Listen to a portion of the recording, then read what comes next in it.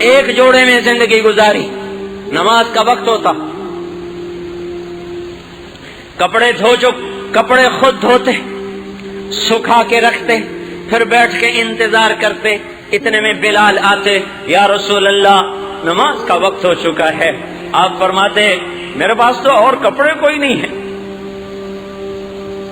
میں کہاں سے نماز پڑھاؤں، میرے پاس تو کپڑے کوئی نہیں ہے، انتظار کرواؤ مجمع کو، میرے کپڑے سوکھیں گے، پہن کر آؤں گا، پھر نماز پڑھاؤں گا۔ نماز میں تاخیر ہو جاتی تھی کہ دوسرا جوڑا اس کے پاس کوئی نہیں ہوتا تھا۔ حضرت حفصہ کے گھر میں ٹاٹ تھا، اس کو رات کو دورہ کرتی، صبح پھیلا دیتی، ایک رات 4 تہ لگا دی، دورے کی بجائے چورا کیا۔ آپ نے صبح فرمایا حفصہ میرا بستر کیوں بدل دیا؟ کہا جی بدلا تو نہیں، وہی ہے، میں نے 4 تہ کر دی، کیوں؟ کہ ذرا نرم ہو جائے گا، کہ اٹھ اسے ویسا ہی کر دے۔ آج رات مجھے اٹھنے میں تکلیف ہوئی، اس کی نرماہٹ نے مجھے اٹھنے سے روکے رکھا، میں اللہ سے باتیں کرتا ہوں، میرا ویسے ہی بنا دے جیسے پہلے تھا۔ میرے بھائیوں موشن کو تو دیکھو، یہ جنہوں نے ووٹ دیے نا، پھر جو جیت گئے ان کا شکریہ ادا کرنے آئے، حالانکہ وہ بھی اپنے داؤ پر ہیں، ووٹ دینے والے اپنے داؤ پر ہیں، ان کو کرسی چاہیے، ان کو اپنی سڑک چاہیے،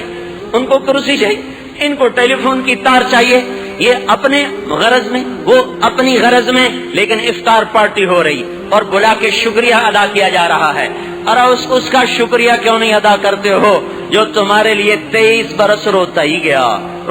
گیا اور اتنا رویا کہ خود اللہ کو کہنا پڑا میرے نبی اتنا تو نہ رویا کر، جو آپ کے لیے اتنا تڑپا کہ خود بھی تڑپا، سارے گھر کو تڑپا دیا۔ جاؤ طائف کی وادی میں پوچھو، اس پہاڑ سے پوچھو یہاں کیسے پتھر پڑے تھے، اس کو ذرا چشم تصور میں غور تو کرو کہ جس کے لیے کائنات ہاتھ باندھ کے کھڑی ہو، جس کے لیے کائنات، جس کے لیے آپ ایک جگہ سوئے ہوئے، ایک درخت کونے سے دوڑا ہوا آیا، یوں آیا اور آپ کے سر کے اوپر ایسے کھڑا ہوا، تھوڑی دیر کھڑا ہوا، پھر واپس چلا گیا۔ جب آپ کی آنکھ کھلی تو ابو ہریرہ بولے یا رسول اللہ وہ درخت یوں آیا، یوں کھڑا ہوا، یوں چلا گیا، تو آپ نے اس کو ایک نظر دیکھا، پھر ارشاد فرمایا یہ مجھ سے دور تھا، مجھے دیکھ نہیں پا رہا تھا، تو اس نے اپنے اللہ سے عرض کی یا اللہ تیرے حبیب کا دیدار کرنا چاہتا، مجھے زیارت کی اجازت نہیں، تو اللہ نے اسے اجازت دی، وہ مجھے دیکھنے آیا تھا اور دیکھ کے واپس چلا گیا۔ جس کے ترس جائیں، آپ کھجور کے تنے سے ایسے ٹیک لگا کے خطبہ دیا کرتے تھے، مجمع ایسے زیادہ ہو گیا، ممبر کی ضرورت پڑی، ممبر بن گیا، آپ ادھر سے نکلے، ادھر گھر، یہ کھجور کا تنا اور یہ ممبر، اور وہاں سے یوں آئے، ممبر پہ پاؤں رکھا، کھجور کے تنے نے دیکھا کہ آج تو اللہ کے رسول سے جدائی ہو گئی، تو اس کی چیخ نکلی، چیخ جس کو ہم ڈیک کہتے ہیں،